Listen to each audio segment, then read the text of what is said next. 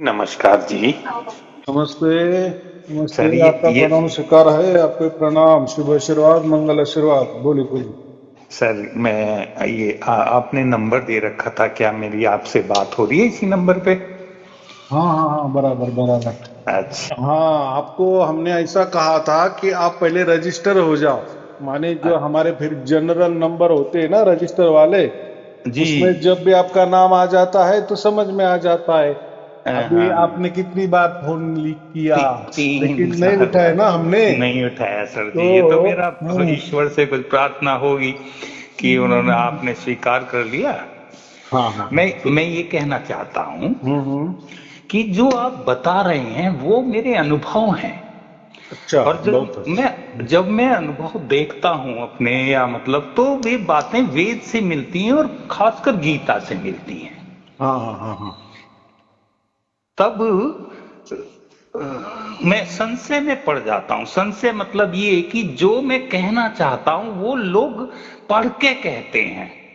हाँ हाँ हाँ हाँ। कहीं गुरु का बताए हुए को कह देंगे, या मतलब वेदों में से पढ़ के कह लेंगे, हम्म। या गीता में से इस श्लोक के कोई पढ़ के कह देंगे। हम्म। लेकिन जो मेरे अनुभव हैं, मैं अपने अनुभव को कैसे, किन से मिलूं, आपसे मिलूं कि मेरे अनुभव और ये सही हैं या गलत हैं। मतलब कुछ मुझे मेरा संशय दूर हो जाए। संशय से मतलब है ये बड़े विचित्र हैं, इनका मैं वर्णन नहीं कर सकता, क्योंकि मैंने, अगर सच है तो मैंने आत्मा के दर्शन कर रखे हैं। हम्म। तो आत्मा इतनी सूक्ष्म है, इतनी सूक्ष्म है कि मैं बाल का 1000वां हिस्सा करूं ना, हम्म तो वो उससे भी सूक्ष्म है और पूर्ण है। जैसे मैं पूर्ण कहता हूं तो मैं उसका व्याख्यान नहीं कर सकता। हम्म। और जो मेरे पिता हैं वो तो गौर वर्ण के हैं, और जो मेरी माँ है वो तो शाकाली है, एकदम गर्भ है, अंधकार है। और मैं दोनों से मिला हुआ बीज हूं। हाँ हाँ हाँ हाँ हाँ। और ये बीज ही मेरा स्वरूप है, जो हम्म प्रकृति से प्राप्त होता है। प्रकृति मतलब प्रकाश की कृति। हम्म तो प्रकाश की जो कृति है वो कृत्रिम है। कृत्रिम मतलब वो जो ऊर्जा है, वो जो शक्ति है, वो नाश होने वाली है, उसका नाम शक्ति है। हम्म और जो मेरे पिता हैं वो बल हैं। बल कभी समाप्त नहीं होता, हम्म। इसलिए मैं कभी मरता नहीं हूं। इसलिए मैं ये कहता हूं, ना तो मुझे मार सके कोई काल और हम्म ना मुझे मार सके महाकाल। ये तो मेरा भार उतारते जो है भारी जंजाल। ये मुझे मारते नहीं है, ये जो मेरे जाल बुन लिए मैंने ही। क्यों? क्योंकि मैं 9 गर्भों में बंद आत्मा कैसे मुक्त हो जाऊं? 5 गर्भ तो काल काट दे, 4 ना काटने पाऊं। 4 अगर ये गर्भ कटे ना, पुनी पुनी वापस आऊं। यानी कि मेरा बीज रूप समाप्त नहीं होता। तो जैसे ही वातावरण होता है तो मैं तुरंत जागृत अवस्था में रहता हूं और मैं फिर अपने रूप को धारण कर लेता हूं। तो ये जो इस तरह की बातें साहब, देखो, मैंने आपके जो वीडियो सुने, वीडियो जो सुन रहा हूं, उनमें कुछ सार है, कुछ तथ्य है जो लोग नहीं समझ पाएंगे, लेकिन मैं तुरंत वो ग्रहण हो जाते हैं कि ये आप सही। क्योंकि अनंत ब्रह्मांड है, और ब्रह्मांड जो है वो गति करते हैं। तो गति माया करती है, न कि ब्रह्म। ब्रह्म तो एक जगह स्थित है, ज्योति स्वरूप है। वह गति नहीं करता, वह कहीं आता जाता भी नहीं। तो आते जाते कौन है? आत्माएं। आत्मा कौन है? उसके अंश, यानी कि उसी के बनाए हुए बीज रूप में पिता हमारे आंखें देख ना पावे। मेरा ही पिता तो बीज रूप है मेरे में। तो पिता तो कभी जन्म नहीं लेता, उसके अंश जन्म लेते हैं। मैं पिता अगर बनूंगा तो मैं थोड़ी जन्म लूंगा, मेरे अंश लेंगे। तो इसलिए हम अंश तो अनंत हैं और पिता एक ही है। लेकिन जब मैं अंत में जाता हूं तो देखता हूं ना तो मेरी मां अलग है ना पिता अलग है, ये दोनों ही एक हैं। तब मैं विस्मित हो जाता हूं, ये मां क्या है? तू वैसे तो हमको दिखती है न्यारी न्यारी, और तू अंत में आके पिता में ही समारी। बड़ी विचित्र माया। यानी कहने को तो माता पिता अलग हैं लेकिन हैं एक ही। तो इस तरह से मेरा कुछ संशय है, कैसे दूर होगा, मैं आपसे मिलना चाहता हूं, क्योंकि मुझे बहुत लोग मिले लेकिन मैंने किसी को अपने मन की बात बताई नहीं, क्योंकि जो मेरा इष्ट है, जो मेरे गुरु हैं, उन्होंने कहा तू दुनिया को बताएगा, तेरी बात किसी के समझ में नहीं आएगी, तुझे पागल कहेंगे लोग। तो मैं बताता ही नहीं, मैं क्यों पागल बनूं, है ना जी। क्योंकि जो आनंद मुझे आता है परमात्मा में, क्योंकि भगवान अलग है, ईश्वर अलग है और परमात्मा अलग है। ये भगवान के काम है भक्त का मतलब वाहन करना। ईश्वर वो है जब वर को ई मिल जाती है तो ईश्वर हो जाता है। जैसे शिव से ई अगर मैं हटा दूं तो शव रह जाता है, प्राण से ई हटा दूं तो प्राण रह जाते हैं, प्राणी मर जाता है। ई मतलब श्री, श्री मतलब स्त्री, स्त्री मतलब प्रकृति। तो ये हम जो हैं पुरुष और प्रकृति का ही संयोग है। और संयोग को रूप कौन देती है? मेरी माँ। कैसे देती है? क्योंकि सारे जल में लय हो जाते हैं सारे तत्व, तो वो तत्वों में घुल घुल के सारे तत्व और जठराग्नि में तप के हमारा रूप बनता रहता है इन्हीं तत्वों से, इसी माटी से। तो माटी को खाए, मैं ना माटी खाऊं। और देवता तो हमारे भोग लगावे, भोजन प्राणी खावे, और हम तो इनसे कुछ ना मांगे, अपना तेज बांटते जावें। तेज मतलब पिता से निकलने वाली ऊर्जा, बल। वो बल हम बांटते हैं तो बल कभी खत्म नहीं होता। शक्ति में क्या कमी है कि वो बनती है और समाप्त हो जाती है, पुनः निर्माण करती है। किससे? किसी ऊर्जा से। वो पुनः बनती है फिर समाप्त हो जाए, लेकिन बल समाप्त नहीं होता।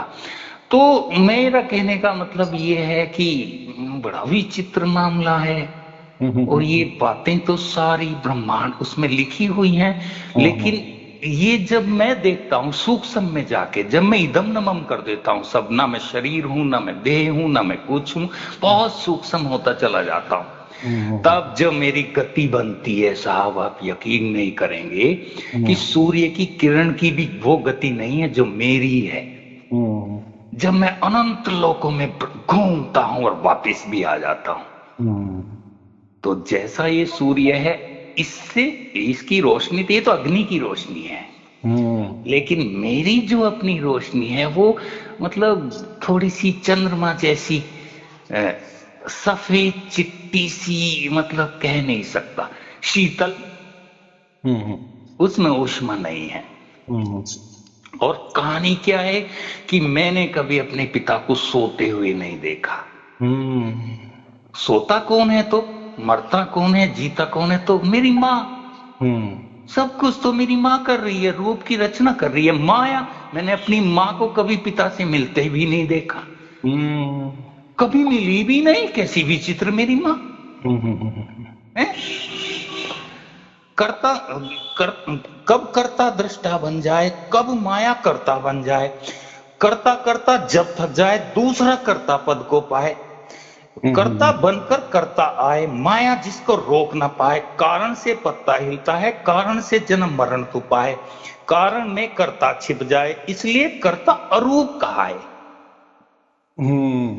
अब ये कारण बन जाता है, बराबर। कारण से जो खुद को बचाए वह तो लंबी उमरिया पाए। अगर आपको पूरा जीवन जीना है तो कारण मत बनने दो, कैसे भी, है ना, एकदम बराबर। कारण जब सामने आए तुरंत काल के गाल समाए। अगर कारण बन गया तो तुम बच ही नहीं सकते। जैसे कि अब कारण बन रहा है विश्व युद्ध का, परमाणु ऊर्जा का विस्फोट होने का, वो कारण बनते चले जाएंगे, वो होगा, उसको रुक नहीं सकता। क्योंकि प्रकृति में ऊर्जा बढ़ा दी हमने, अग्नि तत्व बढ़ा दिया। क्या करके? तेल अंदर से निकाल के, वो छिपी हुई थी अग्नि तत्व, वो हमने जला दिया।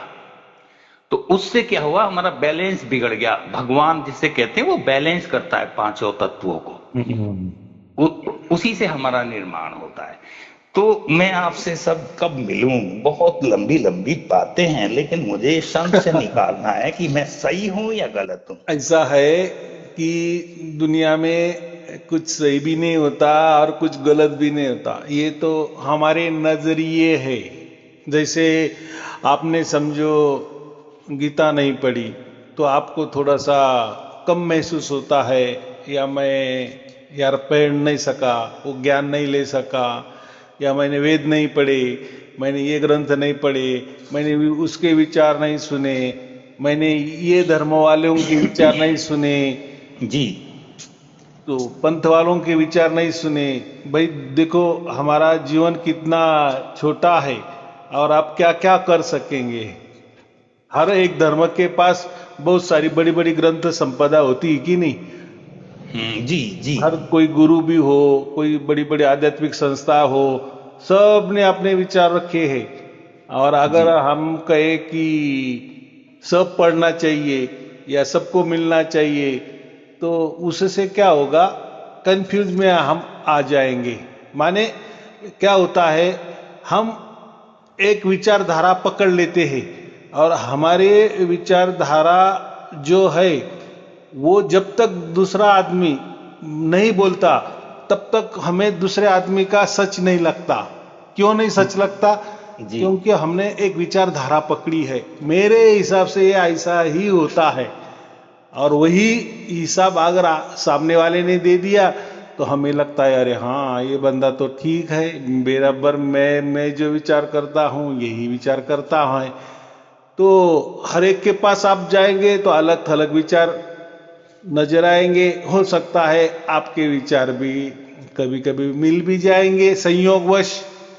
लेकिन एक बात है ना, ये जो अलग अलग विचारधाराएं है, विचारधारा या हमारी विचारधारा, इसमें क्या सच्चाई है? किसकी विचारधारा सच है? हो सकता है हम भी गलत हो सकते हैं ना, हो सकता है सामने वाला भी गलत हो सकता है दोनों भी गलत हो सकता है। तो ये जो विचारों वाला मामला है, हमने तो अभी जन्म लिया है और हमारी उम्र कितनी है, 100 साल की है, और अभी ये जो विचार करने लगे तो उसमें से हमारे 50 साल तो गुजर भी गए रहे। अभी 50 साल तो उसमें हम इतना विचार कर रहे, तो क्या इसके पहले लोग नहीं हुए थे क्या? इसके पहले विचारवंत नहीं हुए थे क्या? कोई संत महंत नहीं हुए थे क्या? वो भी पंडित हो गए कि नहीं?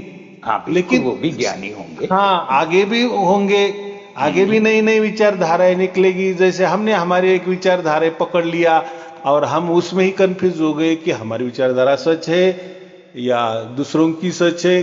देखो हमें तो थोड़ा अहंकार होता ही है कि नहीं नहीं मैंने तो मेरे अनुभव से ये प्राप्त किया है, मुझे ऐसा लगता है यही मेरा सच है।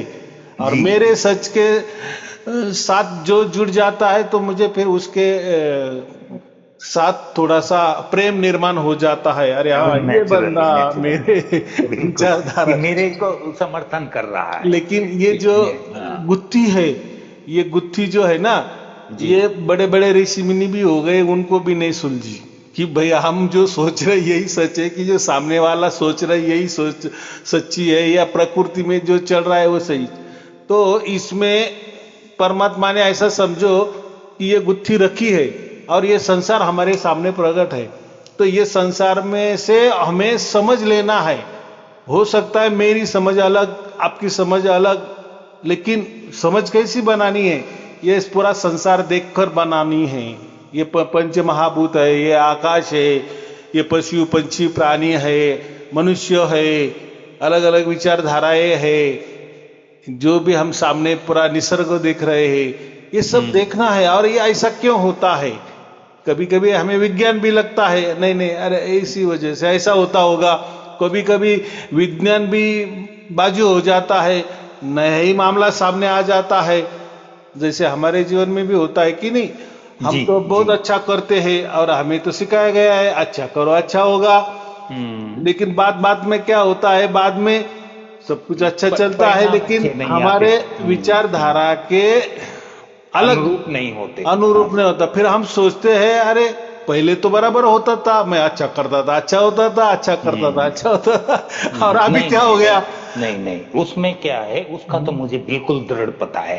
अगर आप मुसीबत आती है आपको इस, क्योंकि ये तो 80 साल है, हम्म, तो आपको अपने कर्म बंधनों से मुक्ति मिल रही है, ये हम्म, सत्य है। हम्म, इसमें कोई असत्य बात नहीं। जितने आप मुसीबत में आएंगे, हम्म, जितनी आप पे पीड़ाएं आएंगी, उन्हें आपने प्रेम से झेल लिया तो ये तो सचमुच है कि आपके बंधन, कर्म बंधन से आप छूट जाएंगे। क्योंकि जब से मुझे पता लगा मेरा पिता कुछ नहीं करता, कुछ नहीं करता, हम्म, तब से मैं भी कुछ नहीं करता। हम्म, मैं ही क्यों करूं? करती फिर कौन? ये तो मेरी माँ करती है, हम्म, जिसने ये सारी सृष्टि रचाई, जिसने हम्म, सारा रूप बनाया। क्योंकि मेरे पिता को तेज ने मेरी माँ ने छिपाया। हम्म, जहां सर्वत्र मेरे अगर पिता फैले हुए हैं, हम्म, तो माया भी सर्वत्र फैली हुई है साहब। हम्म, इसलिए मेरे अनुसार इसको सनातन कहते हैं। सनातन का मतलब छुपा हुआ तन, वह तन जो छुपा हुआ है किस में? माया में, हम्म, जिसको आप अंत तक देख ही नहीं सकते। अगर आरंभ से अंत तक परमात्मा है, तो आरंभ से अंत तक माया भी है। हम्म, क्यों? क्योंकि परमात्मा एक से ही माया निकली है। इसे उसको आत्मा कहते हैं, अनंत की मां। मां का मतलब है गर्भ, गर्भ से ही निकला है। किसके? ब्रह्म के। हम्म, सब कुछ ब्रह्म के गर्भ से ही निकला है, हाँ, इसलिए उसको आत्मा ही कहते हैं। और एक में ही लय होना, मैं मनुष्य हूं। मनुष्य का मतलब है मन का क्षय करने वाला, मन को मार देने वाला। इसलिए जो मेरे गुरु हैं, उनमें से 3 गुरुओं में से एक गुरु है मेरे, तो मैं गुरुओं का नाम लेता हूं बड़ी श्रद्धा से, क्योंकि नाम आते मेरे तो बाल खड़े हो गए, अब सारे रोम रोम जाग गया गुरु शब्द लेते ही। गुरु ब्रह्मा, गुरु विष्णु, गुरु देवो महेश्वराय। यहां बड़े ध्यान से सुनना साहब, यहां महेश कहा, शिव तो नहीं कहा, शंकर भी नहीं कहा। ब्रह्मा को ब्रह्मा ही कहा, और विष्णु को यहां विष्णु ही कहा। लेकिन यहां शिव को महेश कहा। तो महेश का अर्थ हो जाता है वो प्राणी जिसने मन का हेष कर लिया हो। मन का हेष है चंद्रमा, उसका राजा है मन का, इंद्रियों का। उसको अपने धारण कर लिया, कि यहां खड़ा हुआ है, जैसा मैं चाहूंगा वैसा होगा। यानी कि हम मनुष्य हैं, वे शक्ति हम रखते हैं जब मन का क्षय कर लेते हैं। मर जा मन, तू दुखी होगा, शरीर तू दुखी होगा, मुझे तेरा सुख नहीं चाहिए। मैं 80 साल तो एक कष्ट भोग लूंगा, मैं अजर अमर हूं, मैं अजर अमरता नहीं खोऊंगा। क्योंकि धर्म क्या है? मेरी नजर में धर्म है आत्मा को अधोगति से बचा के रखना ही मेरा धर्म है, कि आत्मा अधोगति में ना चली जा। आत्मा मतलब मेरे पिता, मेरा अंश, जिससे मैं बोल रहा हूं, जिससे मैं जान रहा हूं, जिसने इंद्रियां धारण कर रखी हैं। क्योंकि मैं देह नहीं हूं, देह नहीं हूं तो कौन हूं? मैं अजर अमर हूं। अजर अमर ही तो जाएगा फिर जेल में, कौन जाएगा? है ना जी? तो मैं अपने पिता को जेल में ले जाऊं? ना जी ना, ना रे ना, मैं ऐसा कर्म ही नहीं करने का। अगर कहीं मैं पीड़ा खाता हूं तो मेरे पीड़ा नहीं हो रही है, मेरी माँ को हो रही है पीड़ा। माँ मतलब मेरा शरीर, जिसका निर्माण करा है किसने? प्रकृति ने, मेरी माँ ने। किसमें? अंधकार में, गर्भ में। तो साहब ऐसी बातें तो है, कैसे कहते हैं ना, वर्तमान में कोई न ठहरे, भविष्य में कदम बढ़ाए, तुरंत जन्म मरण में जाए। तुम सब ही केंद्र से बाहर रहते, तुम सारे तो केंद्र से बाहर निकलना चाहते हो, है ना? अब केंद्र हाथ ना आए। केंद्र कहते हैं ओम को, ओम का कहते हैं उस अनंत के मध्य को, जिस पे संपूर्ण ब्रह्मांड घूम रहे हैं, वही ओम है। ओम उस अनंत का मध्य, वही ज्योति स्वरूप है, वही ज्योति जली हुई है, उसी ज्योतियों का भी वो ज्योति है। इसलिए हम लोग कहते हैं ज्योतियों का भी ज्योति। सोम गीता में कहा है कृष्ण ने कि मैं ज्योतियों का भी ज्योति हूं। अब ज्योतियों का ज्योति कैसे है? वो ऐसे है सरकार, जब हम दिया जलाते हैं तो दिए की रोशनी सर्वत्र फैल जाती है। और जैसे ही मैं बल्ब जलाता हूं तो बल्ब की रोशनी दिए से ज्यादा है। हाँ बराबर। तो बल्ब की रोशनी नजर आती है, दिए की गायब हो जाती है। तो बल्ब की रोशनी तो माया है, मेरी माँ है, जो प्रकाश की कृति है, प्रकृति है। और दिया जो है, जो जला हुआ है सदा, वो मेरे ब्रह्म है। वही आत्मा के अंश हैं, जो मतलब किरणें। इसलिए हम अनंत हैं। ब्रह्म तो एक है, लेकिन किरणें अनंत हैं, इसलिए हम भी अनंत हैं। लेकिन अंत में जाके मिलना कहाँ? ब्रह्म में। कब मिलेंगे? जब हम सब त्याग देंगे ना। हमें प्रेम चाहिए। क्या होता है, 9 दुर्ग में 5 दुर्ग तो हमेशा काल काट देता है, 4 रह जाते हैं साहब। 4 दुर्ग किसी की ताकत नहीं काट दे। क्यों? क्योंकि ये ईश्वर के बनाए होते हैं। ईश्वर जब बनता है, जब परमात्मा का बीज, मतलब परमात्मा बीज स्वरूप जब प्रकट हो जाते हैं, बीज बनवा लेते हैं अपने आप को, और प्रकृति गर्भ बन जाती है। यानी कि जब दोनों का मिलन होता है तो वहां जीवात्मा का सृजन होता है। उसको जीवात्मा उत्पन्न करते हैं दोनों मिलके, क्योंकि दोनों बीज रूप में तो परमात्मा हो गए और गर्भ रूप में प्रकृति हो गई। तो प्रकृति के 4 तत्व होते हैं, परमात्मा का एक तत्व होता है। तो इस तरह ये 5 तत्व से जीवात्मा बनती है। जीवात्मा बहुत सूक्ष्म होती है, बहुत सूक्ष्म। तो सूक्ष्म जगत तो मेरे इस जगत से बहुत बड़ा है साहब। ये तो इतना बड़ा है, जहां देखो वहीं सूक्ष्म जगत। अरे बाप रे बाप, बाबा तुमने ये क्या कर दिया? ये तो स्थूल जगत तो छोटा सा, 80 साल 100 साल का। और सूक्ष्म जगत वो है जहां पे मैं मरता ही नहीं। अपने सूक्ष्म शरीर को सूक्ष्म अंगों के साथ विचरण करता हूं, अनंत योनियों में विचरण करता हूं। बराबर। क्यों करता हूं? क्योंकि मेरे भाव ऐसे थे। मैं अपने भाव के अनुरूप चलता हूं। जैसे मैं ये कहता हूं, मन बुद्धि की बात, एक तरफ तो मन है तेरा, एक तरफ करतार। करतार मतलब मेरे पिता। मन बुद्धि की बात मान रहे, बढ़ता गया अहंकार। अंत समय जब काया का आया, हो गया सब बेकार। बेटे तूने तो किसकी मन बुद्धि की मानी? और जो तेरे अंदर बैठा था पिता हमारा बीज रूप में, वो क्या कहता था, उसकी कभी सुनी है? अरे अंधे, तूने तो अपनी ये जाल बुनी है। जिस माया को तुम्हें जोड़ा वो तेरे काम ना आई।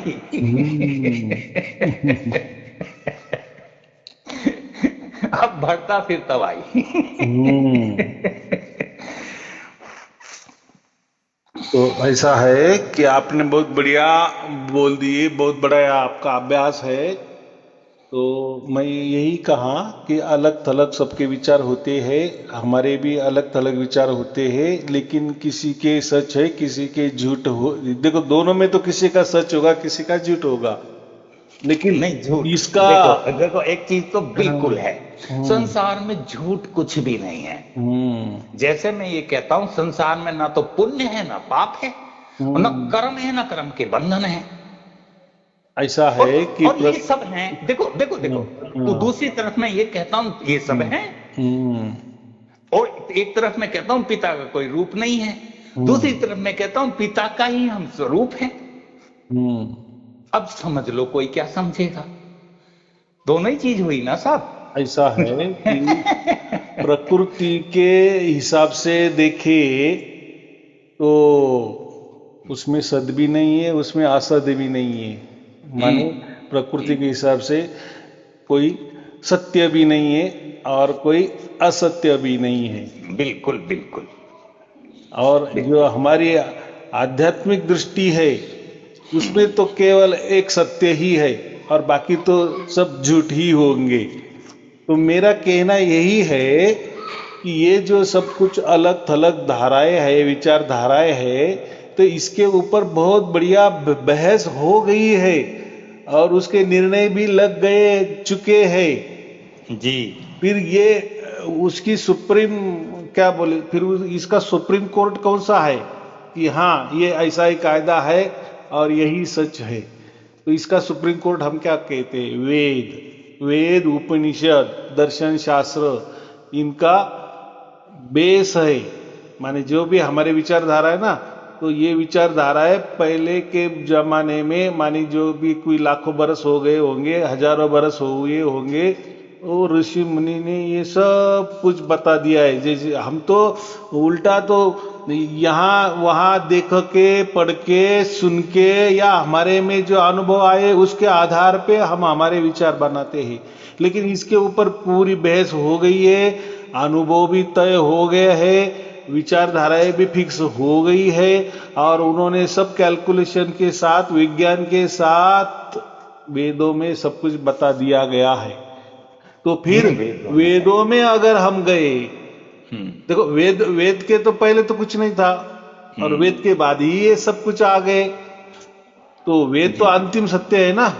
हाँ, बिल्कुल। अगर हमने वेद को ही माना नहीं, तो फिर हमारे विचारधारा के अगर हमने देखा, मैंने आपको बोला कि आपने विचारधारा, तो आप बोलेंगे मैंने फलाना फलाना ग्रंथ पढ़ा था, फलाना फलाने के संत का मैंने प्रवचन सुने थे, या मुझे खुद मैंने कोई साधना किया था, मेरे अंदाज से ऐसा, मेरे अंदाज से वैसा, या उनके विचारधाराएं मैंने सुनी, या मैं कुछ देखता भी हूँ तो मुझे ऐसा लगता है, वैसा लगता है।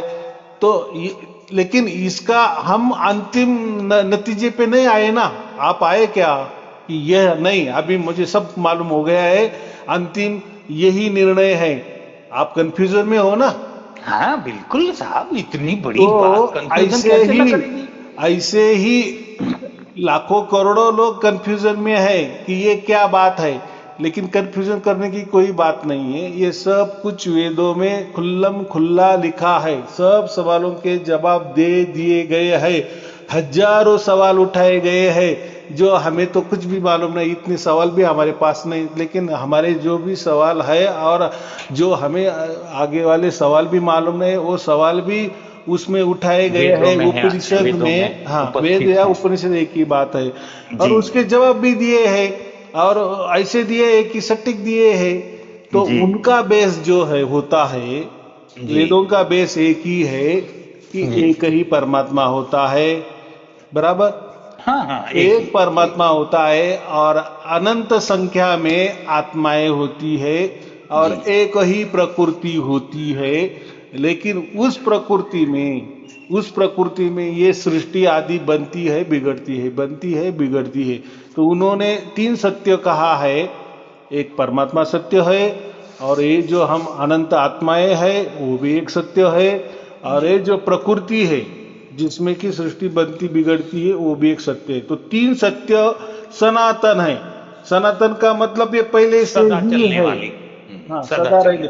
अभी आपने सनातन की एक व्याख्या आपने परिभाषित किया, तो हम ये जो सनातन शब्द है ना, ये वेदों से लिया है। हाँ, तो जी। जो फिर वेदों में लिखा है, जो सनातन का अर्थ लिखा है वही हमें लेना पड़ेगा। हम ऐसा कुछ अगर वो शब्द छल करेंगे कि उसमें सन का मतलब ऐसा होता है, तन का मतलब ऐसा होता है, तो ये गलत होगा। उसमें सनातन अगर एक ही शब्द है तो, और उसकी व्याख्या भी किया है, उसका अर्थ भी लगाया है, तो वही हमें लेना पड़ेगा अगर अध्यात्म में अगर जाना है तो। जी। बाकी व्यवहार में अगर वो वही सनातन का प्रयोग करना है तो फिर उसकी परिभाषा अलग अलग होगी। लेकिन अगर हमें आत्मा परमात्मा मोक्ष की बातें करना है, हमारे जीवन की बातें करनी है, या हमें जहाँ जाना है, तो फिर वही व्याख्या या वही उदाहरण या हमें वो लेना पड़ेगा, वही अर्थ लेना पड़ेगा, ऐसा उसका मतलब है। तो वेदों में कहा है कि तीन सत्य है। जब उसको ही शंकराचार्य जी क्या कहते हैं, जीव जगत ईश्वर, बराबर। जी। लेकिन उन्होंने भी वो जीव जगत ईश्वर को एक कर दिया है कि नहीं, ईश्वर भी जगत है, ईश्वर भी आत्मा है, ईश्वर भी परमात्मा है, सब कुछ एक ही है, माने एक ही ब्रह्म। वो अद्वैत सिद्धांत है, वो जाने दो। लेकिन हमें वेदों को देखना है। वेदों में क्या लिखा है कि परमात्मा एक है, वो सनातन है। आत्माएं संख्यात्मक अनंत है, वो भी सनातन है, पहले की पहले। क्योंकि गीता में स्पष्ट लिखा है ना। हाँ, जी। मामे कम, ये अंश है, ये मेरे ही जो जीवात्मा है, ये मेरे ही अंश है, लेकिन कैसे है? सनातन है। सनातन का मतलब क्या है? पहले से ही ऐसे अंश है, माने पहले से ही ये अनंत रूप में उत्पन्न हुए हैं, पहले से ही अनंत की संख्या में उत्पन्न हो गए, उसको हम सनातन कहेंगे ना। जी जी जी। हाँ, तो माने एक परमात्मा और संख्यात्मक अनंत आत्माएं, और तीसरी है प्रकृति। तो जो सृष्टि बनती बिगड़ती है और प्रकृति में विलीन हो जाती है ना, सत्व रज तम जो होते हैं वो उसमें विलीन हो जाती है। तो ये तीन सत्ताएं सब कुछ काम करती है। अगर ये बेस हमने पकड़ के लिया और उसी हिसाब से हमने हमारी विचारधाराएं बना लिया, या दूसरों की विचारधाराएं अगर यही बेस होगा, तो हमें फिर ये जो गुत्था है, ये जो गुत्थी है, ये समझ में आ जाएगा। नहीं तो फिर हम ये शब्द जंजाल में, जंगल में भटक जाएंगे। कौन क्या कहेगा, कौन क्या कहेगा, कौन क्या कहेगा, बराबर कि नहीं? जी, तो इसका सुप्रीम कोर्ट है, वेद ही सुप्रीम कोर्ट है, उसमें जो कहा है। और अभी चलो, वेद तो बहुत बड़े हैं, वो तो हम जा नहीं सकते, लेकिन वेदों का ही निचोड़, वेदों का ही निर्णय गीता है, बराबर। ये छोटे से 700 श्लोक में पूरे वेद उपनिषद आ गए हैं, जो मोटे मोटे तौर पर हमें चाहिए, या जीवन का उद्देश्य हमारा सक्सेस हो सकता है, या ये विचारधारा क्या है, ये संसार क्या है, क्या मानिए परमात्मा क्या है, ये प्रकृति क्या है, हम क्या है, तुम क्या है, ईश्वर क्या होता है, भगवान क्या होता है, परमात्मा क्या होता है, ये कैसा चलता है, इसके पहले क्या था, आगे क्या होगा, अभी क्या है, ये सब कुछ जो उत्तर है, जवाब है, ये पूरे गीता में दिए है। तो गीता एक प्रकार की वैज्ञानिक भी है। आज का विज्ञान ये तो भौतिक विज्ञान है, लेकिन आध्यात्मिक विज्ञान अगर हमने समझा तो फिर गीता ये है।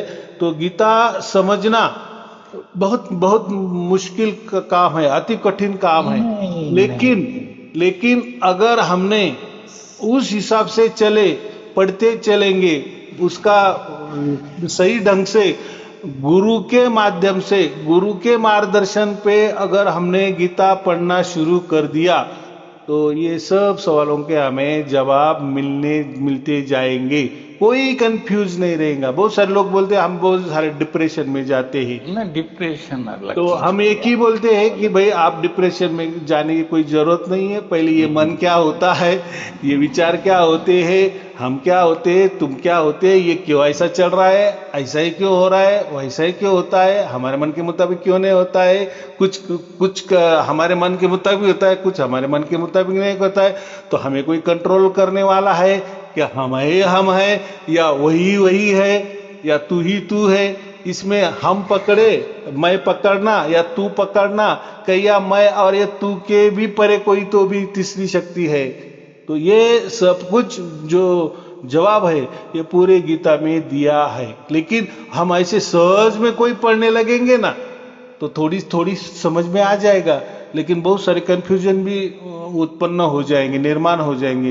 इसलिए गुरु के मार्गदर्शन पर अगर हमने गीता पढ़ने शुरू किया, तो मुझे नहीं लगता कि फिर वेद की कोई जरूरत है और उपनिषदों की कोई जरूरत है। सब समझ में आ जाता है। फिर हम किस विचारधारा पे चल रहे थे, फिर हमारी वो विचारधारा सही थी या गलत थी, तो इसका सब जवाब हमें गीता में मिल जाता है, ऐसा मुझे कहना है। नहीं, बिल्कुल सही कहा आपने। तो हमारी विचारधारा है, सही है गलत है, वो निर्णय गीता करेगी, ऐसा मुझे कहना है। नहीं, जब हम तत्व कहते हैं, तत्व का अर्थ ही सार होता है, अंतिम मतलब महासूक्ष्म। जो बड़ा है वो तो कुछ नहीं है, जो सूक्ष्म है उसमें ही बल है। तो महासूक्ष्म में जब हम चले जाते हैं, महासूक्ष्म जब हम सब कुछ छोड़ देते चले जाते हैं, छोड़ते चले, इदम नमम, प्रकृति भी इदम नमम, क्योंकि मुझे मेरा पिता का पता माँ ने ही तो बताया। मैं बहुत क्या जानूं पिता को, मेरी माँ ने पिता का पता बताया जब मैंने पिता को पाया। अभी ऐसा है, देखो आप माँ और बाप की बात कर रहे हैं ना, तो कभी कभी हम आध्यात्म समझने के लिए हम संसार वाली जो रिलेशन है इससे पहले भी तो मेरी माँ पिता है जिसने आत्मा बनाई, जीवात्मा। क्योंकि अर्जुन से कहते हैं, अर्जुन पूछता है कि जब आप आत्मा को कह रहे हैं अजर अमर अविनाशी है, ना पानी ना कोई काटता मारता नहीं है, ये बताओ फिर मरने के बाद भरता कौन है कर्मों को, भोगता कौन है? तो तब वो सीधा कहते हैं, साफ कहते हैं, जीवात्मा। अर्जुन जीवात्मा। अब प्रश्न ये उठता है कि जीवात्मा कौन है? हम आत्मा नहीं है, शुद्ध आत्मा नहीं है, हम जीवात्माएं हैं। जीवात्माएं तब प्रसर्जन करती हैं अपना जब वर और ई मतलब स्त्री और पुरुष सूक्ष्म रूप में मिलते हैं, जिसे हम ज्योतिर्लिंग कहते हैं। जहां जो पिंड रूप में तो बीज रूप में तो शिव विराजे, शिव, और प्रकृति के रूप में गर्भ के रूप में प्रकृति, जिसको हम शिवलिंग कहते हैं, है ना जी। वह एक प्रारूप है, मतलब वे एक घोतक है। किसका? जीवात्मा के सृजन का। तब जीवात्मा जन्म लेती है। अब जीवात्मा जैसे ही जन्म लेती है तो जो शिव निर्गुण है, जो किसी भी गुण को धारण नहीं करते, गुण किसमें था? प्रकृति में। तो शिव भी त्रिशूलधारी हो जाते हैं। त्रिशूलधारी का मतलब 3 गुण वाले। तो अब वो भूल जाते हैं अपने प्रारूप को कि मैं अजर अमर अविनाशी हूं क्या? ये नहीं हमें ध्यान होता भाई। यही तो मैं आपसे प्रार्थना कर रहा हूं। तो मैं वही कह रहा हूं, आप जो भी बातें कर रहे हो ये सब पुराने वाली बातें कर रहे हैं। माने शिव की जैसे बात कर रहे हो, या अन्य प्रकृति की माँ जैसी बातें कर रहे हो, पिता जैसी बातें कर रहे हो, संतान जैसी बातें कर रहे हो, जीवात्मा की बातें कर रहे हो। तो ये सब वेदों में नहीं है। देखो जीव किसको कहते हैं? जीव माने ही आत्मा। लेकिन फिर उसको आत्मा कब कहा जाता है? जब उसको ज्ञान हो जाता है कि मैं उस परमात्मा की संतान हूं, तब वो आत्मा बन जाता है। जैसे हमारा लड़का लड़का ही रहता है, लेकिन जब उसकी शादी कर देते हैं, उसको कोई बच्चा हो जाता है, फिर वो बाप बन जाता है।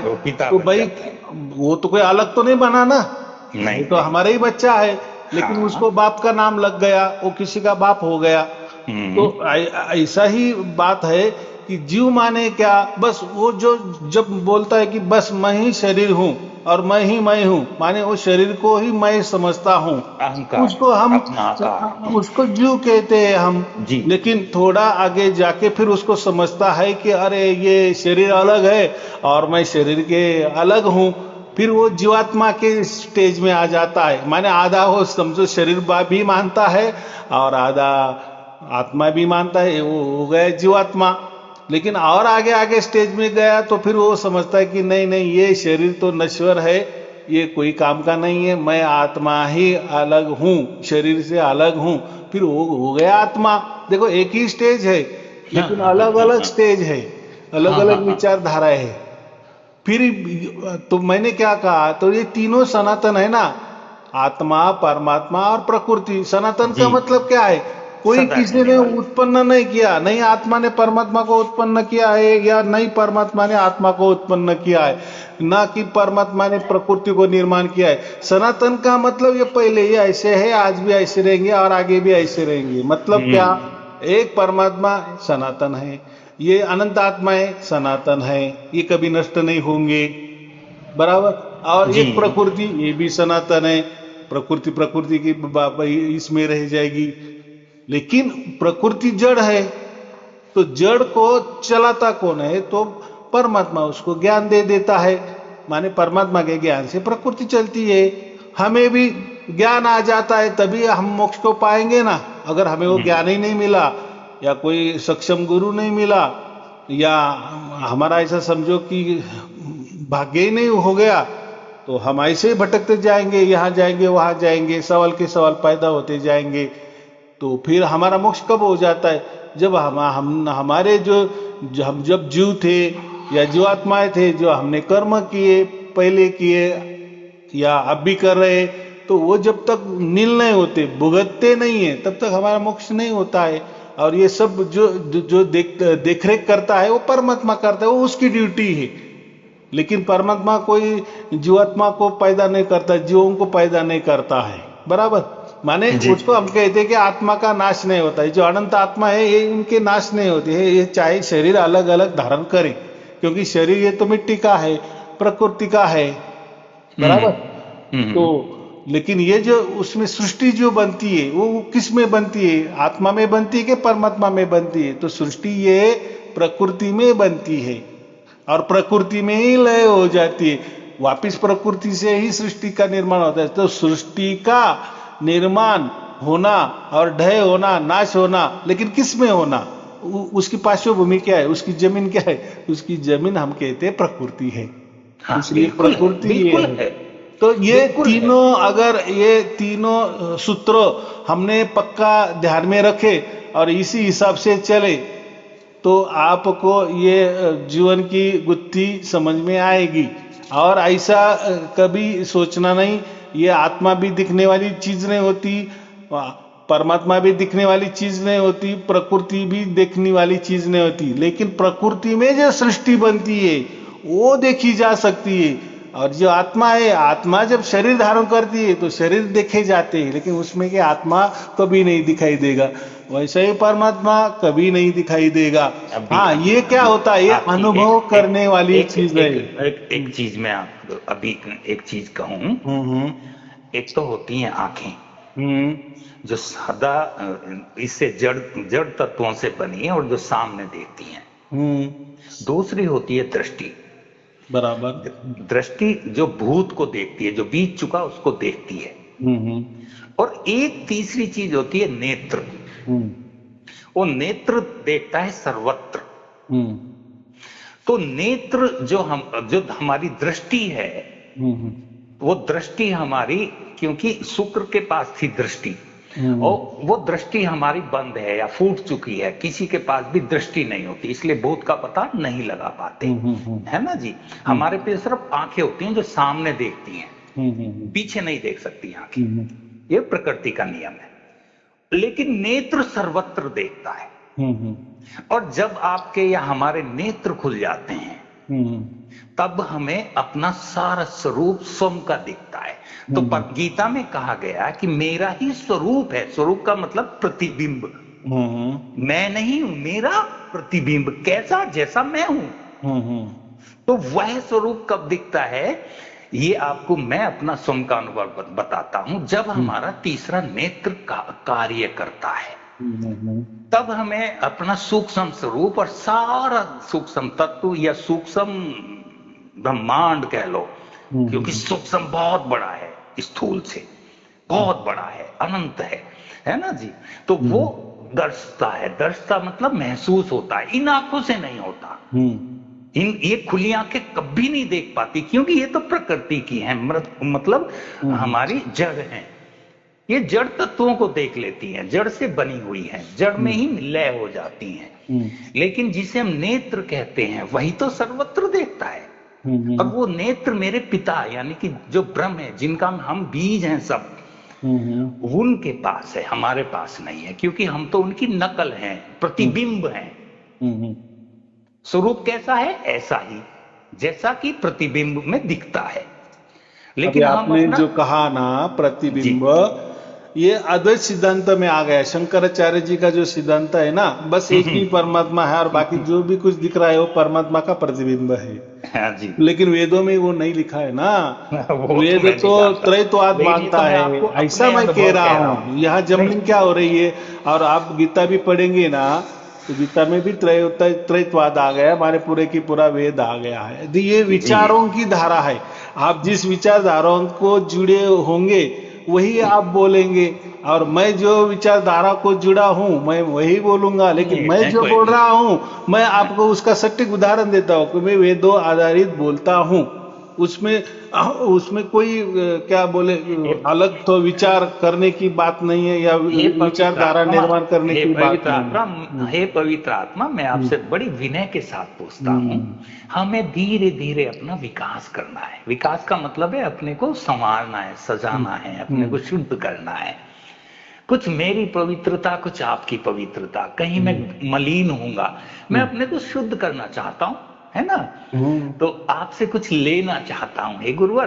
मैं आपको गुरुवर स्वीकार करूं। गुरुवर तो बहुत बड़ा शब्द है साहब, लेना मेरे कुछ मुख नहीं से है, निकल कोई गया तो किसी निकल को गया। कुछ देता नहीं है, कोई किसी नहीं को नहीं लेता नहीं है। नहीं मैं क्या नहीं, बोला, ये सब बना बनाई बात है, मिल ऐसा जाता बोल रहा हूँ है, स्वतः मैं। ही मिल जाता है, हम्म स्वतः ही प्राप्त आपने मेरा फोन उठा लिया, देखो हम्म कितनी बड़ी बात। मैंने जैसी हम्म प्रार्थना करी अपने इष्ट से, हम्म क्योंकि मेरे इष्ट ही मेरे गुरु हैं। हम्म मैं मोहन राम, आपने नाम सुना हो बाबा हम्म मोहन राम, हम्म हम्म तो वो विष्णु के स्वरूप है या हम्म विष्णु के अवतार कहे जाते हैं, हम्म लोग कहते हैं, हम्म लेकिन मेरे वो गुरु हैं। हम्म जब मैं उनसे बात करता हूं तो हम्म ये ज्ञान मेरे को वो देते हैं।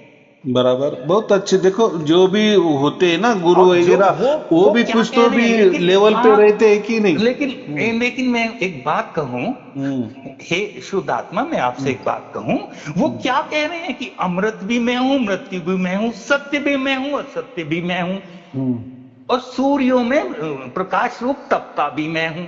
हम्म और मुझे भ्रम में डाल दिया हम्म कि जो मर जाता है मृत्यु हम्म बता रहे हैं अपने आप को, है हम्म ना, उस अपने आप को मृत्यु बता रहे हैं, ना कि वो अपने आप को वो कहते हैं कि देहांत नहीं कह रहे, हम्म मृत्यु कह रहे हैं। मृत्यु और देहांत में दोनों में फर्क है, हम्म लोग नहीं जानते। हम्म मृत्यु का वो मंत्र है मृत्युंजय मंत्र, हम्म देहांत का कोई मंत्र नहीं है। हम्म मृत्यु वह होती है, मैं अपने उसमें बताऊं गुरु की बताई हुई, हम्म जब आप अपनी पूर्ण आयु ना करके कम आयु में शरीर को त्याग देते हैं, या आत्मा उसको त्यागना पड़े, किसी भी कारण से आपकी अकाल मृत्यु हो जाए, अकाल देह चली जाए, है ना, वह मृत्यु है। मृत्यु जब काल पूरा हो जा, समय पूरा हो जा, तो तब मृत्यु नहीं होती, तब तो देहांत होता है। दोनों में ये फर्क है। बराबर।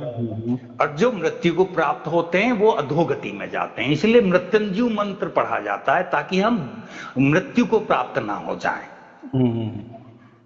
ऐसा है, देखो वेदों में ये मृत्युंजय लिखा है ना, मृत्युंजय मंत्र, जी उसका उल्टा अर्थ ऐसा होता है कि जैसे वो खीरा होती है ना, खीरा या तरबूजा होता है ना, तरबूजा, जी जी जी तो जी, जैसा पक जाने के बाद आपे आप छूट जाता है। तो मृत्युंजय का अर्थ वेदों में यही बताया है कि ये जो मृत्यु देवता जो है, माने परमात्मा को प्रार्थना है कि अगर हमारा पूरा हो गया है तो हमें अलग कर दो, माने हमारा मृत्यु कर दो। और लोग वही मृत्युंजय मंत्र का अर्थ ऐसा लेते हैं कि वो जपने से हमें मृत्यु से बच जाएंगे, मृत्यु से बच जाएंगे। लेकिन ऐसा वो तो हो ही नहीं वेदों में सकता, उल्टा देहांत लिखा तो है। होगा ही, लेकिन मृत्यु नहीं आएगी। मृत्यु मतलब समय से पहले नहीं मरेंगे आप, वो पूरा उस तरह छूट जाएंगे जिस तरह खीरा पक के छूटता है, कच्चा बराबर तो नहीं की, छूटता ना। हाँ, तो हाँ, वो वो मृत्युंजय, पूर्णता में छूटेंगे तो आप। उसको मृत्युंजय ने मृत्यु के ऊपर विजय ने प्राप्त होता, नहीं ऐसा नहीं होगा, वो अर्थ तो है। भ्रम है, वो तो भ्रम है, वो कैसे हाँ। हो जाएगा, क्योंकि जड़ ही चेतन होना चाहती है। आश्चर्य क्या है, आश्चर्य ये है कि जड़ ही चेतन होना चाहती है, पिता ही मतलब पुत्र ही पिता बनना चाहता है। हाँ, तो यही तो आश्चर्य है। और आश्चर्य क्या है? सब ऐसा कहते हैं ना, सब सबको काम दिया है, वो वैसे वैसे करेंगे।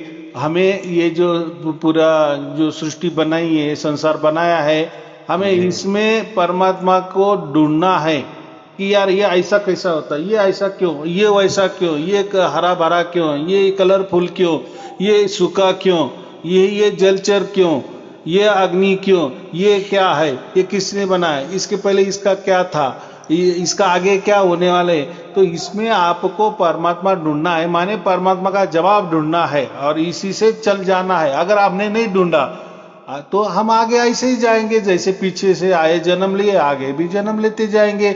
तो परमात्मा ने ये सृष्टि, ये संसार बना है ना भाई, देख ये संसार में तुझे रहना है ना, तो तुझे ऐसे दुख ही भोगने पड़ेंगे। अगर संसार ही सुखमय होता या संसार में बहुत सारा सुख होता तो कोई संसार छोड़ना नहीं चाहता, बराबर कि नहीं। हालांकि में हम कहते हैं ना, आपने कहा कि मोह माया, तो ये मोह माया से ही आदमी संसार करता है। प्रैक्टिकली जिसको एक बीबी होती है वो क्या बोलता है, भाई एक बीबी से तुम्हें दुख होता है तो वो बोलता है नहीं मुझे दो दो बीबी चाहिए, मुझे चार चार बीबी चाहिए, घर वाली चाहिए बाहर वाली चाहिए। वैसे भी स्त्री भी वही विचार करती है, लेकिन वो ये नहीं समझती कि ये संसार ही दुखमय है, तो हम और संसार बढ़ा के क्या होने वाले, और दुख में जाएंगे कि नहीं। इतना सीधा साधा गणित होते हुए भी कौन आदमी ऐसा विचार करता है, वो तो ये विचार करता है मुझे एक बीबी तो दो बीबी कैसी हो जाएगी या मिलेगी कैसी। वैसा आदमी भी विचार कर रहा है, औरत भी ऐसी विचार कर रही है। तो लेकिन ये सब दुखमय है ना, सब दुख भरा है ना, तो एक से इतना दुख तो दो दो से तो कितना दुख हो जाएगा। लेकिन ऐसा क्यों चाह रहा है, इसको ही हम माया कहते, मोह कहते। फिर ये क्यों कहा किया है, तो ये ऐसा है कि परमात्मा बोलते तू अभी सोच, क्योंकि ये कर्म भूमि है और हमने तुम्हें स्वतंत्रता दिया है कर्म करने में। अभी तू सोच तुझे क्या चाहिए। हाँ, अगर तुझे तेरा विचार होगा कि नहीं ये सब गड़बड़ मामला है, ये सब मोह माया है, इसमें कोई परमात्मा के नाम की चीज मिलने वाली नहीं है, या मैं इसमें मेरा कोई मोक्ष होने वाला नहीं है, ये सब दुख भरा ही है, और आगे भी मैंने नए जन्म लिए तो भी वो भी दुख भरे ही होंगे, बराबर कि नहीं। क्योंकि हम दूसरों के भी जीवन देख रहे हैं ना, वो कौन बोल रहा है कि मैं सुखी हूं, ऐसा आदमी है मिलेगा क्या आपको। तब यही बोलेंगे क्योंकि ये संसार दुख भरा है। इसलिए फिर परमात्मा कहते कि हाँ अब अगर तेरी अकल ठिकाने में आ गई है तो फिर मैं तुझे मार्ग दिखाता हूँ, इससे कैसा छूटा छोड़ना है। तो फिर वो मार्ग क्या देता है, फिर वो जो अनुभव वाला मार्ग होता है वो परमात्मा देता है, परमात्मा उसका अनुभव कर देता है। बाकी बोलता है अभी तू पूरी तरह से मेरे शरण में आ जा। देखो बराबर, शरण में आ जा मतलब क्या है, मैं जो कह रहा हूं उसके मुताबिक तू चल, तू तेरा मन मुझे अर्पण कर दे, तेरा शरीर मुझे अर्पण कर दे, तेरी बुद्धि मुझे अर्पण कर दे, तेरा आत्मा भी मुझे अर्पण कर दे। शरण, तू पूरी तरह से शरण हो जा, फिर मैं मेरे दिमाग से तुझे मैं मोक्ष दे दूंगा। तो ये तो भावना चाहिए ना। लेकिन हमने अगर हमारी विचारधारा ही चलती चलेंगे और शब्द जंजाल में फंसते चलेंगे, इसका अर्थ ऐसा होता है, इसका अर्थ ऐसा होता है, उसने ऐसा कहा, इसने ऐसा कहा, ये धर्म ऐसा कहता है, ये गुरु ऐसा कहता है, मुझे तो ऐसा लगता है, तो ये सब बातें नहीं करना। पूरी तरह से परमात्मा को आप शरण में जाओ। वो कोई मूर्ति नहीं है या वो कोई नहीं, वो बस आप अपने दिल से परमात्मा को बात करें और देखो फिर चमत्कार क्या होता है। तो सब वो फिर मोक्ष वाले मार्ग दिखाता है। नहीं तो ये ऐसे ही हम विचारधारा के गुत्थी में सुलझते जाएंगे, उलझते जाएंगे, और फिर जो मिलना है नहीं मिलेगा, टाइम आउट हो जाएगा, उम्र खत्म हो जाएगी, अगला जन्म तो तैयार है। आया समझ में जी। मैं इसका अंतिम आप अपना सार बता देता हूँ। हाँ, बहुत अच्छे बोले, बड़े प्रेम से सुन लें, अगर आपने इतना समय दिया तो इसे भी सुन लें। मैं तो बेटा पूर्ण का हूँ, पूर्ण मैं कहलाऊं, मैं तो भोग भी खाता कोना, मतलब भोग नहीं करता, फिर कौन सा बाहर उठाऊं, हल्का होकर फिरूं जगत में, जी चाहे जहां जाऊं, मेरा कुछ भी नहीं जगत में, ये जगत मेरी माता का, जिसे हम माया बोल रहे हैं, है ना। माता भी तो दो नहीं होती, एक ही होती माता। माता का सिर्फ रूप अलग है, एक ही है विधि और विधाता। अब यहाँ दोनों एक हो गए हैं। विधाता पर कोई रंग नहीं चढ़ता, हर रंग में वह छिप जाता। रंग तो तुम्हें सबको दिखते हैं, विधाता नजर नहीं आता। जो अभी आप कुछ बात कह रहे थे, है ना। ऊर्जा कभी नहीं आती जो सारा जगत चलावे, ऊर्जा कभी नजर नहीं आती, ऊर्जा मतलब बल के लिए कह रहा हूं मैं, बराबर। जो सारा जगत चलावे, एक अणु में महा ऊर्जा आंखें देख ना पावे, विधाता विधि के संग छिप जावे। अब बताओ मैं कैसे समझूं, ये मेरे गुरु का बताया हुआ है, मैं कुछ नहीं जानता ना मैं कुछ करता। अभी ऐसा है, आपने इतना प्यार से अपने गुरु का नाम लिया है, तो ऐसे है उनके ही सानिध्य में आप रहो, वही आपको मार्ग दिखाएंगे, बराबर। अगर आपको लग रहा है कि नहीं मुझे थोड़ा अधूरापन लग रहा है, तो फिर हमारे प्रवचन है, आप सुनो। हम गीता भी दे देते हैं, हम वेद भी दे देते हैं, अगर उपनिषद भी दे देते हैं आपको, वो भी फ्री में दे देते हैं, उसका अभ्यास करो। या नहीं करना है तो ग्रुप में जुड़ जाओ। तो हमारे ग्रुप में बहुत सारे हजारों संत है, वो उनके उनके अलग अलग विचार रखते हैं, जो यही रास्ते पे, वेदों के रास्ते पे चले हैं, और उनको कैसा कैसा चमत्कार हुआ है, साक्षात्कार हुआ है, उन्होंने कैसा परमात्मा का अनुभव किया है, तो वो भी आपको मार्गदर्शन मिलते जाएगा। मैं आपका सदस्य बन जाता हूँ, ठीक है ना जी। मैं देखता हूँ कि किस तरह आपके यहाँ जो भी फीस जमा हाँ, और करनी है, ऐसा कर देंगे। हमारे यहाँ कोई बंधन नहीं है, कोई हम मालाएं नहीं डालते, आपका कोई धर्म छोड़ने को नहीं कहते, कोई गुरु छोड़ने को नहीं कहते। आप जिस भी धारा से चल रहे हैं उससे जुड़ जाओ। लेकिन जब आप हमारे प्रवचन सुनते जाएंगे या हमारे माहौल में आते जाएंगे, जब आपका अगर भाग्य बन गया और आपको लग गया कि अरे हाँ ये थोड़ा सा मुझे लग रहा है, माने अनुभव में जब वो आपको आ जाएगा, अनुभव की बात कर रहा हूँ, विचारों की नहीं है। विचार तो ये तर्क है। देखो आपने 1000 तर्क कर लिए, मैंने उसके ऊपर 2000 तर्क से आपको जवाब दे दिया, बराबर। तो आपका 1000 तर्क, मेरे 2000 तर्क, 3000 तर्क हो गए। तो ये दोनों भी हमारे 3000 तर्क कोई सुनेगा वो, और उसके ऊपर 5000 तर्क हमें दे देगा दोनों को भी हरा देगा। तो ये तर्कों की दुनिया नहीं है, ये संसार नहीं है। संसार तर्कों पे चलता है, व्यवहार तर्कों पे चल सकता है, लेकिन ये जो आध्यात्मिक वाली दुनिया है, ये परमात्मा वाली दुनिया है, ये सब अनुभव के ऊपर। और अनुभव हमारा अनुभव नहीं, ये हम उतने लायक नहीं है। जो लायक है, जो अनुभव देने वाला खुद परमात्मा होता है, वही हमें अनुभव देता है। हमारा मस्तिष्क वही ठिकाने पे लगाता है, या हम ताले पे आ जाते, हमारी अकल ठिकाने पे आ जाती। ये आपने बिल्कुल वो सही कहा करता है, वो परमात्मा करता है। कृपा के बिना हमें कोई अनुभव प्राप्त नहीं होते, लेकिन वो करेगा, परमात्मा करेगा, ऐसा मैं बोल रहा हूँ। आपको ये थोड़ा अजीब लगेगा, ऐसा कैसा हम करेंगे? नहीं, हम नहीं करेंगे। परमात्मा ही हमें बुद्धि देगा, परमात्मा ही बुद्धि को या मन को मतलब वश में करेगा। देखो कोई ना कोई, जब हम कोई ट्रॉफी जीतते हैं तो ट्रॉफी देने वाला कोई तो भी चाहिए कि नहीं। हमने तो मैच तो ये खेलने का काम हमारा है। अच्छा खेला हो गया, अगर परमात्मा के विचार से हम चलेंगे, तो उसके रास्ते पे चलेंगे, तो हम जरूर जीत जाएंगे। फिर जीत जाएंगे तो ट्रॉफी तो हमें परमात्मा ही देने वाला है। तो वो ट्रॉफी क्या होती है? मोक्ष वाली ट्रॉफी वो हमें दे देता है। बाकी लोगों की ट्रॉफी क्या होगी? अच्छा सर, मैं एक चीज पूछूंगा आपसे। आपने गीता का कहा, गीता मैं ऑलरेडी गीता पहले से ही रखता हूँ। मेरे पिता की गीता है जिसे मैं बड़े प्रेम से पढ़ता हूँ, है ना जी। और ये हर बार कुछ नया अनुभव करा देती है। इसके मैं महात्म्य को समझा ही नहीं सकता। इसका सार क्या है गीता का? गीता का सार यही है, मैंने अभी बताया, मेरे शरण में आ जाओ, तेरा मन मेरा हो जा, माने मेरा मन वाला तू हो जा।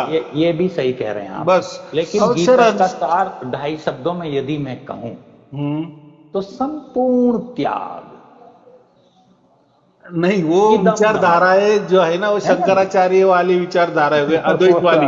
क्योंकि ये जो निर्णय निकाला है शंकराचार्य जी निकाला है कि पूरा तुम संन्यास्त जीवन करो तभी तुम्हें परमात्मा मिल जाएगा। संन्यास्त क्यों होना है? क्योंकि ये सब झूठ ही है ना। तो झूठ माने सब वैराग्य आप हो जाओ। अब पूरा वैराग्य। अब आप ऐसी बात कहोगे, मैं कहता हूँ मैं कोई न भोजन करता हूँ ना भोग लगाता हूँ, और मैं खाता भी हूँ और सारे काम करता हूँ। तो जब से मुझे पता लगा कि मेरे पिता भोजन नहीं करते ना ही भोग लगाते, वो तो ये काम करते नहीं, तो भोग कौन लगाता है? भोग लगाते हैं हमारे देवता, भोजन करते हैं प्राणी। तो ना मैं प्राणी हूं ना देवता हूं। तो मैं जब इनमें से कुछ नहीं है तो ये दोनों काम मैं नहीं करता हूं, लेकिन मैं कर रहा हूं। स्थूल रूप से लोग देख रहे हैं, तो वो लोग देख रहे हैं और ये काया कर रही है। ये मेरा दृढ़ विश्वास है। काया मतलब जो मेरा देह है, और देह ही करती फिर रही है। मैं करता ही नहीं कुछ, मैं देखता रहता हूँ देह क्या कर रही है, बस। और वो भी क्यों कर रही है? वो तो भी हमारे कर रही है, वो कर्म का हिसाब है ना। नहीं, वो इसलिए कर रही है, मैं आपको बताऊं कि मेरा अंश सोया हुआ था। देखो भूख का अंशा कैसे ऊर्जा फड़ फड़ करके गिर जा रही, अंत समय जब काया का आया तो हंसा सोता हुआ मिलता है और भूखा होता है बिल्कुल। तो वो कैसे उड़ जाएगा?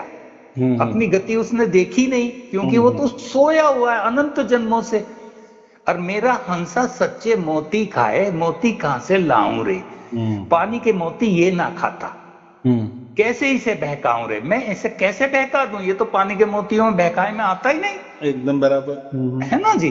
तो सच्चे मोती कहां से लाऊं जिनको ये सोता सोता भी खाए रे? अगर इसने एक बार सोते हुए भी खा लिए तो ये तुरंत जाग जाएगा। वे सच्चे मोती जिनसे मेरा हंसा यानी कि अंश यानी कि आत्मा जागृत अवस्था में आ जाए, इसे पता लग जाए कि ऊर्जा तो मेरे बल से संसार चल रहा है, ना कि संसार से बल से मैं। और यहां दोनों ही सत्य हैं। सत्य किस लिए है कि प्रकृति बदल जाती है, आयु होती है प्रकृति में, समय के अनुसार बदली हो जाता है। और परमात्मा एक वो तत्व है जो कभी बदलता ही नहीं। बस यही सत्य सत्य है और कुछ नहीं। सत्य है ये भी, लेकिन समय के अनुसार कभी ना कभी बदली हो जाएगी।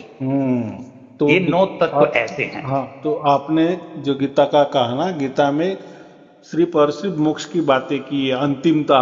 जब तू मेरे मन पे चलेगा मेरा ही मन वाला हो जाएगा। मेरा मन वाला हो जाएगा माने सब, हमारी मन, हमारी बुद्धि, हमारा शरीर, हमारा जो कुछ है, हमारे जो कोई विचार है, ऐसे वैसे सब सब सब सब कुछ परमात्मा के चरणों में अर्पण कर दे, माने परमात्मा को शरण में जाना, परमात्मा के मन वाला हो जाना। तो फिर परमात्मा हमें मोक्ष वाला गिफ्ट देता है, बख्शिशी दे देता है। उसमें वही लिखा है कि अंतिमता मैं तुम्हें सब पापों से मुक्त कर दूंगा और मैं मेरे परम धाम में तुझे अनंत काल के लिए लेके जाऊंगा, हमेशा के लिए लेके जाऊंगा। ऐसा नहीं कहा है कि मेरे परम धाम में मैं तुझे लेके जाऊंगा और मैं और तू एक ही हो जाएगा, ऐसा नहीं कहा है। ले जाने की बात की है, बराबर। तो ठीक है, ये बातें छोटी छोटी है, वो बाद में समझ में आएगी। जैसे जैसे आप प्रवचन भी सुनते जाएंगे और हमारे ग्रुप में जुड़ जाएंगे तो आपको सब बातें समझ में आ जाएंगी। बस चलो ठीक है, आपको और आपके परिवार के लिए शुभ आशीर्वाद, मंगल आशीर्वाद। सत साहिब जी, सत साहिब जी, आपको मेरा चरण स्पर्श।